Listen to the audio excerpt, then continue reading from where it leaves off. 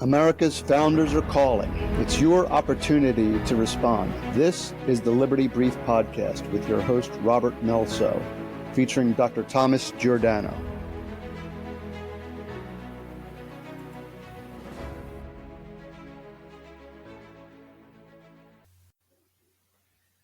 Hello, everyone. I'm Robert Melso. Welcome to episode 17 of the Liberty Brief Podcast. In our last episode, Dr. Tom Giordano gave us his observations on the strange mental states of those who begin and promote hoaxes. He compared the clinical similarities of those that start these false news stories to people exhibiting a borderline personality disorder known as Munchausen syndrome, a mental state where the perpetrator fabricates a health condition to gain attention and sympathy for themselves or others under their care. Now, Dr. Tom even coined a new phrase, which I can barely pronounce. It's called socio-political Munchausen syndrome, to describe those in the news and in politics who create and then validate hoaxes for whatever ends they're trying to achieve. Now, I wasn't around for that short episode because I was in Arizona. But I have to say, we've got some very interesting responses. It seems that people are really curious about hoaxes and how people perpetrating them can even think they can get away with them. And many of them were enlightened by Dr. Tom's analysis. In Dr. Tom's view, what underlies socio-political Munchausen syndrome is a desire to create an emotional reaction to a false claim about our society when examples can't be found, and so they must be fabricated to forward their point. Now, why is this an important topic? Well, manipulation by hoaxes, especially false hate crime hoaxes, take a very heavy toll on society, and they can alter an individual's opinion of our country. They may also damage our political process. Also, after they're promoted by the media, they're very rarely retracted when they turn out to be false, at least with the same intensity with which they were first reported. If you weren't listening carefully, you might never know that your emotions were manipulated. In fact, in the face of truth, their supporters will usually say, okay, it was a lie, but it could have been true. Think of how ridiculous that sounds. By the way, did you ever ask yourself how many of the recent hate crime hoaxes, for instance, were spawned by conservatives or libertarians? That's right, exactly zero. And I think this was quite clear in Dr. Tom's outline. But I don't want to digress. As I said before, Dr. Tom told us what kind of disturbed personality produces hoaxes and what their motivations are. But some of you are asking us how to recognize a hoax. In other words, how to prevent yourself from falling prey to them or believing them, and how to refute them when someone less alert tries to convince you they were true. Well, we're going to deal with that cure right now. Let me start by assuring you it's not that complicated. It's very simple. All you have to do is to follow a few simple common sense rules. So let's bring in Dr. Tom right now and help us discover how to spot a hoax. Hello, Dr. Tom. Hello, Rob. Interesting response from our last podcast, huh? Yeah. Yes, I'd say so. I suppose people are really waking up, and maybe they're so disgusted with the political abuse of the news sources that they want to find a way to immediately discount or perhaps refute or at least ignore hoaxes when they pop up. Yes, it's an interesting dynamic that's certainly amplified these days by the copper-light media, though the press has always been a conduit for these kinds of stories. You know, from the Salem witch trials to the sinking of the USS Maine in Havana Harbor in 1898 to the attack on the USS Maddox in the Gulf of Tonkin. And they used to call this muckraking or yellow journalism. Coprolite. What does coprolite mean? I'm not familiar. Coprolite is fossilized excrement. That's another word for old bullshit? Yeah, the fossilized bullshit. Dinosaur fossilized. And, you know, I think it's an appropriate moniker for the news media today. Okay. Coprolite. So we coined another term, I see. Yeah. I like it. Coprolite media.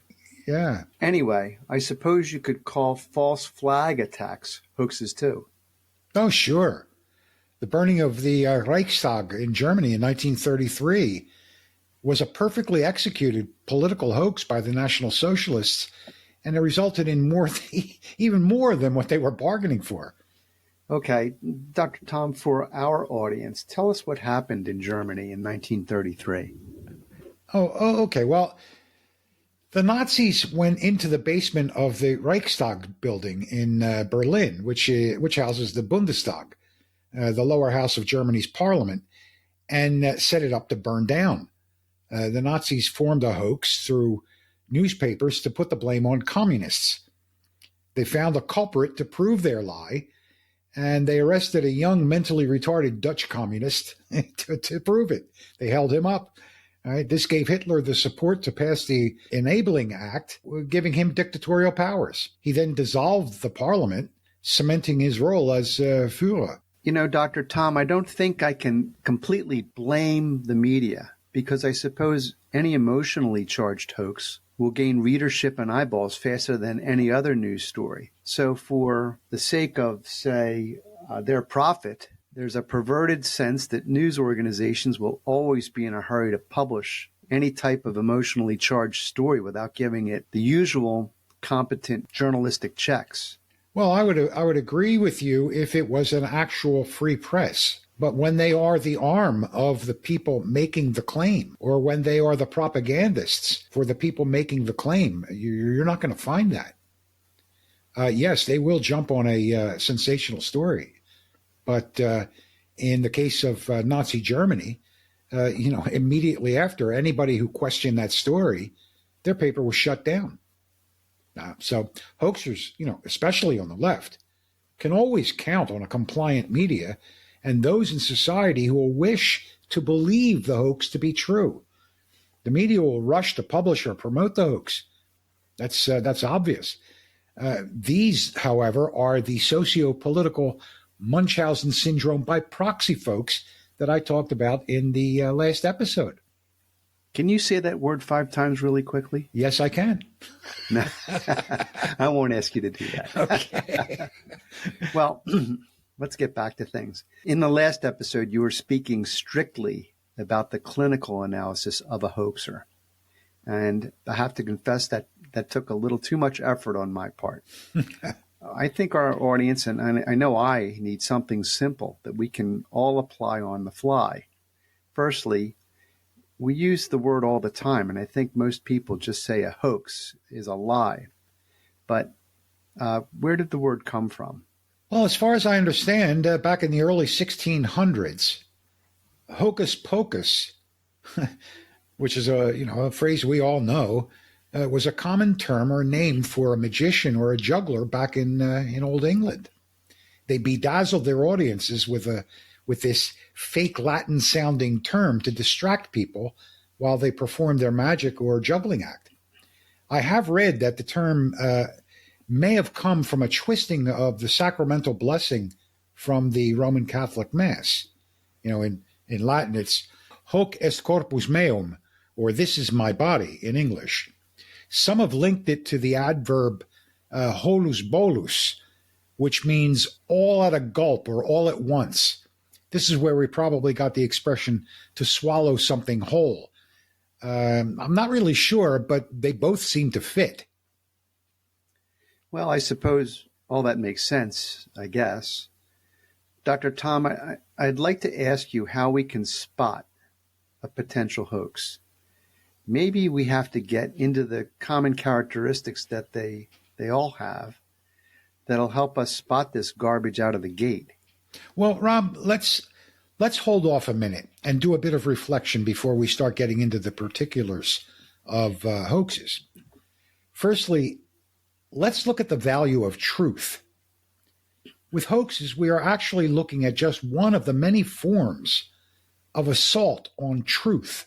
The battles in this war have been ongoing with us humans probably from the time we started putting words together to form sentences, even before written history. The Greco-Roman philosophers had been musing over the idea of truth for centuries, even before Pontius Pilatus questioned Christ. You remember, quid est veritas? The ancient Greeks saw truth as being intimately linked to freedom. That is, being true to yourself or not lying to yourself. They knew all about the destruction from self-delusion by their interactions with oracles and being pitted against the will of the gods. In the Judeo-Christian view, God gave us an intellect and free will. Free will can only result in a judicious action if the information which guides your intellect is true. In other words, your conclusions are only as good as your information, and you will act on that information. You know, as I'm hearing this and reflecting on everything we've discussed in previous episodes, I'm coming to the conclusion that the biggest threat to all of us isn't totalitarianism or climate change or vaccine mandates or free speech suppression or the bastardization of the Constitution or anything of the sort. Most worrisome of all, I think, is that we've lost our ability to know and speak the truth. You know, Dr. Tom, you hear idiots proclaiming the phrase my truth or your truth as if truth were subjective. You could say, in a sense, that we've become unmoored from the truth. Having said that, I'm pretty sure that most sane people would have an objection to being lied to. I know I do. But we all see truth-telling as a virtue and an honorable characteristic of the person standing in front of us. Well, yeah, no, Rob, don't take your eye off the ball. Totalitarianism is the goal of the leftists' ideology. Truth is an intentional victim to these people. It has no place in their worldview and cannot be found in any form within the leftists' ethos. Truth is an object of attack, and its distortion is a tool. Their strategy to kill truth has many tactical approaches. Hoaxes are just one of them. The guys at the top know the truth of things. Otherwise, they wouldn't know what and how to attack. The useful idiot cadres below them wouldn't recognize the truth if it slapped them in the face. Reminiscent of George Orwell. Yeah, George Orwell, yeah. Yeah. You know, you're also reminding me of something Alexander Solzhenitsyn wrote. Oh, yeah. We know that they're lying. Yes, and they know that they're lying. And they know that we know that they're lying. And we know that they know that we know that they're lying. And they still continue to lie. No one would know this better than Solzhenitsyn, I'll tell you that. Okay, well, let's review and get a bit back on track. In the big scheme, we're looking at a sort of, I suppose you'd call it mind pollution.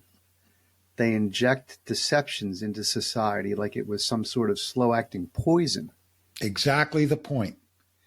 You see, let's look at the anatomy of what the Marxists do with truth. Then we can get into a hoax. We know what a hoax or an outright lie is and how they just make false statements. It's what they do to truth that should concern us all. Mark Twain said, "Get your facts straight first, then you can distort them any way you wish." This seems to be their mantra. How do they deal with an uncomfortable or inconvenient truth as they see it? Well, they go after the truth to eliminate it. They do this either by direct assault, by controlling the means of communication, or by attempts at omission. The first is to try to belittle it, deny it, or call it a conspiracy theory. You know, even a right-wing hoax, right? The second is to try to contain it by stopping its dissemination. I think the Twitter fiasco is ample proof of this. We don't have to go much beyond that. They declared themselves to be gatekeepers of the truth and are the only ones capable of determining what truth is. Again, you know, if we don't approve of it, it's not true. We presently have woke propagandists wreaking havoc on company boardrooms through fact checkers and leftist organizations like NewsGuard, all tied to that ESG scorecard that they invented. Yes, environmental social governance. Now, we recorded an episode on that, using non-governmental organizations like banks that are beginning to tailor their lending practices to corral businesses into behaving in ways that would never occur to them if those businesses were solely focused on their customers. Yeah, exactly. Go ask Disney. Ah, Yeah. But to get back to what we were talking about, we go from hearing something as uninformed. We're uninformed. We hear something. According to the statement we hear, any rational person would objectify the event or statement and analyze it. Mere plausibility is not proof of truth. All right? Now, I have to state this again. We must always keep in mind the premise that the truth has never been a leftist value. It has never been anything other than something to alter, to mold their followers' minds. Therefore, the source of the claimant is crucial to the beginning of our understanding. Once a liar, always a liar. Never trust a leftist source, period. This means don't ever jump to assumptions of them having the same values as you do regarding truth. They don't, and they never have. Never allow yourself to be polluted with deceit from the onset. So, how is truth attacked? Either by direct assault, by controlling the means of communication, or by attempts to cover up or omission through censorship. Okay, Dr. Tom. Now, we've just gone over how they attempt to control the truth. But getting back to hoaxes, you've already mentioned one being alerted is that they are almost always coming from the leftist viewpoint and always in support of a leftist assertion or claim of some societal problem or ill. So that in itself is a big tip-off.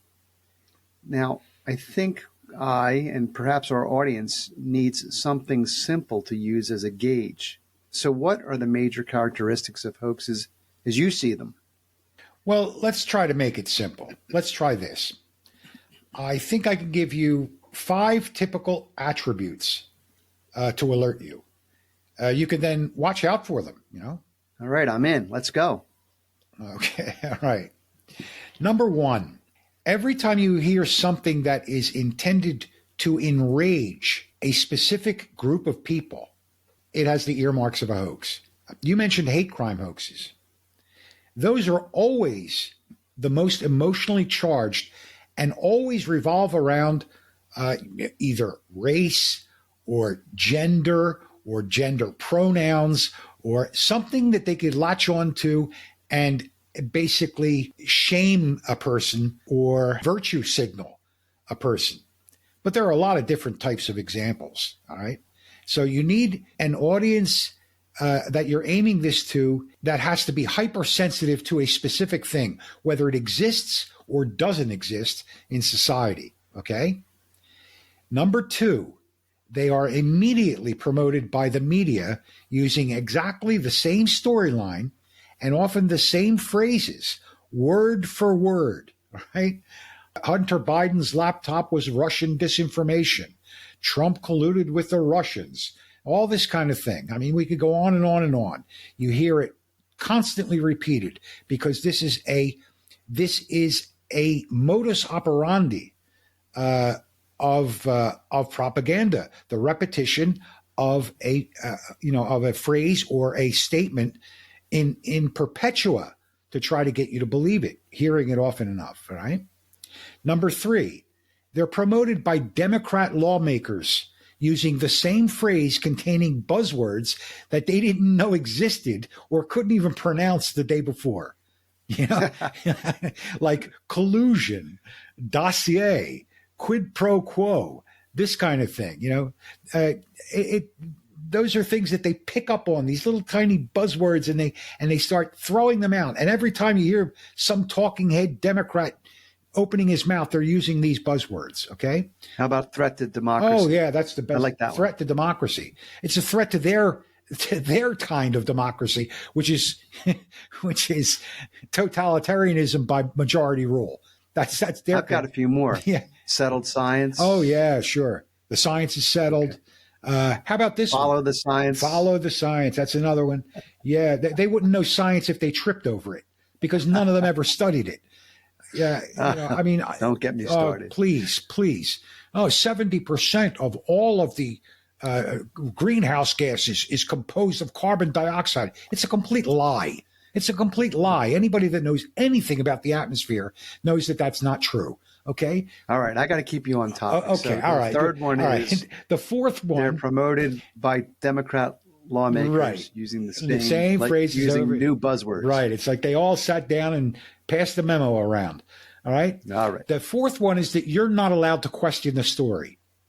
Any questioning of its validity is immediately labeled, you're virtue signaled, and you're dismissed as a far-right conspiracy theorist or a racist or whatever accusation du jour is that particular moment. Their attack is also supported by supposed fact checkers who are self-proclaimed gatekeepers of the truth.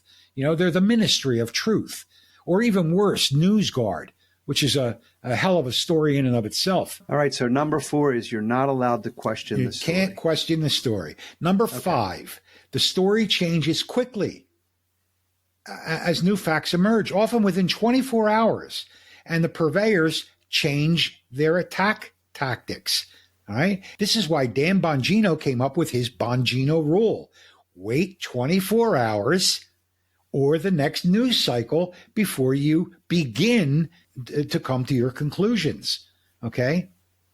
And number 6, which I didn't really want to name, but if Jimmy Kimmel cries about it on TV, then you know it's a big lie.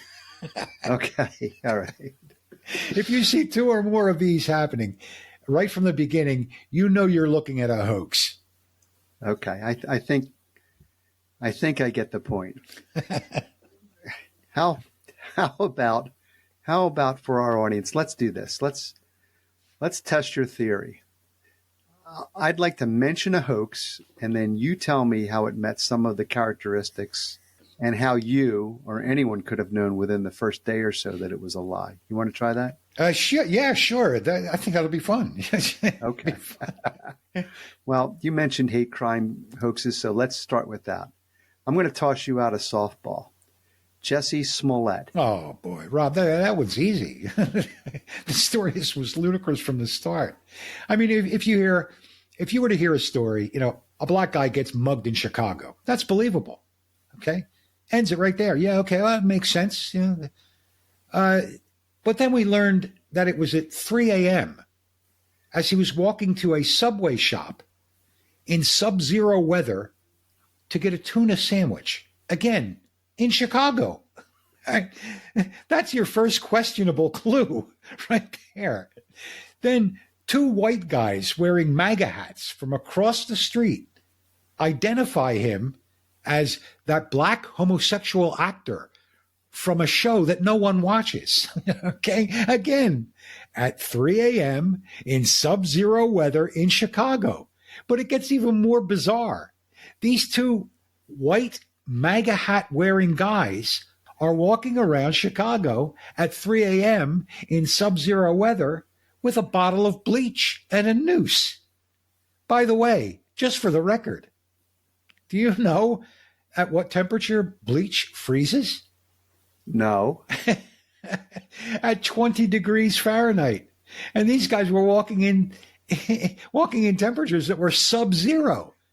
So how could they splash this guy with bleach if it's frozen in a bottle?